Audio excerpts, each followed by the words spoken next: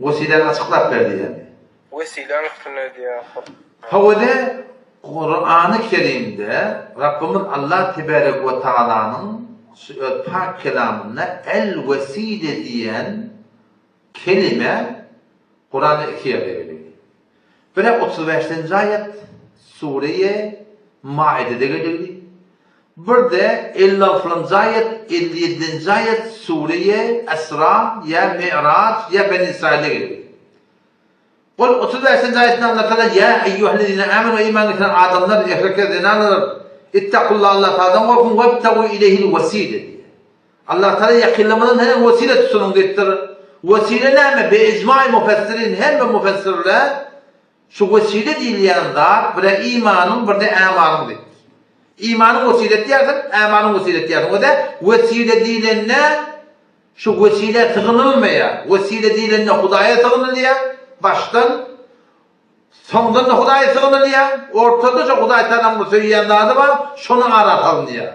O da imanın vesileti, o da Rabbena amennâ feğfir lana zunubena. O da mesela imanıma vesile ettim. Rabbena ya Rabbi Allah, ödüne tığındım. Amennâ veya iman getirdik. Ya amentu ya Rabbi iman getirdim. Ne yapalım? Feğfir lana zunubena. Günem bağışta o da başta Hudaya tığındım, sonunda da Hudaya tığındım, ortada Huday Teala'nın söyleyen zadı var. Sen yürek yardayın, ya amalın son ortada da Huday'dan dileyersin.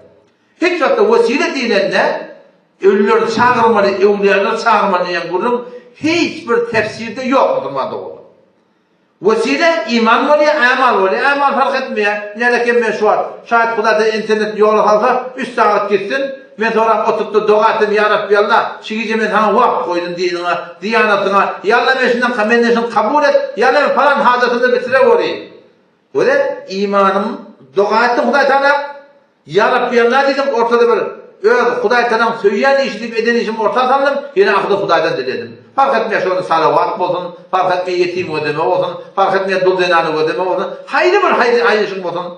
Ya Rabbi Allah şirişi denden şirim ettim. Ya Rabbi Allah benden razı ol. Benden razı olun mahudiyette başarıyordum. Ya Allah ben falan hazretim bitir. Buna diyelim imanın vesileti ve amalın vesileti.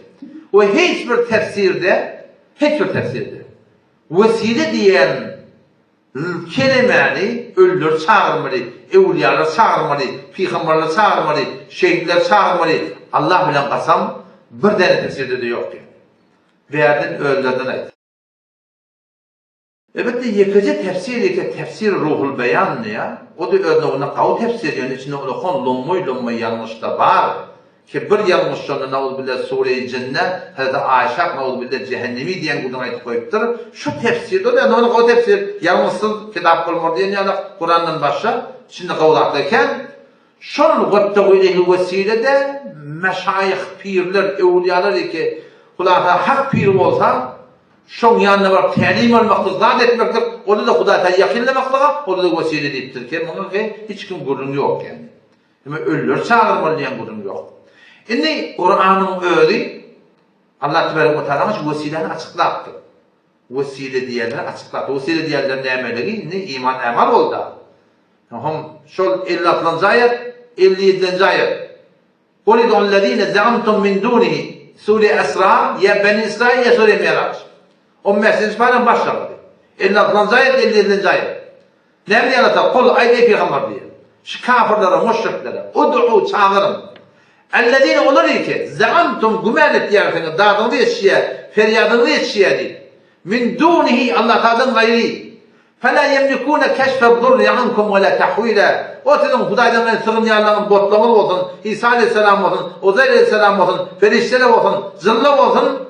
Bunun hiç gayrı la yemlikûne keşfe durri ankum sizin direri ayırıp başarmayanlar ve la tahvile Huday tarafından buradan geldi onu izah ederden başarmayanlar diye.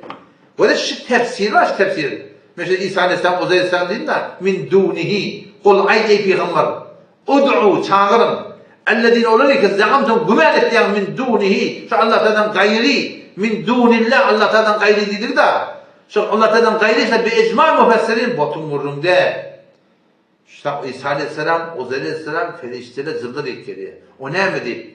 Şun ayetin iyili burada da etiye botluğun etmeye. Ulaikellezi yed'une. Siz şu çağırıyanlar, ya ibadet diyenler, yebtegûne, talaş et diyenler.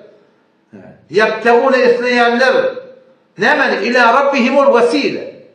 Olu öz Rabları Allah'dan meni vesilen gidinler diye. Yani olu da iman-ı amalın gidinler. Olu da Hudayda yakınacak kol başlarına gayı. Olu da Hudayda basınılıp, öyle amalın ortadan başına gayı diye ayıttı. O da şöyle Müslümanlık oldum. Hayti bir Müslümanlık doğumlu ki وَبْتَوِئِهِ vesilenin tefsirinde ölür çağırmalı deyip ayttiyan bolan yıkıcı birçi tefsirden götür adamlar. Külli şey gururluğuma var yok yığılacak doğru. Tırşı var ayıracaksın hem de. Teslim olacak şu bağlı ölür çağırmak bolan. Hani ki belli burada hiç yerde yok Müslümanlık oldum.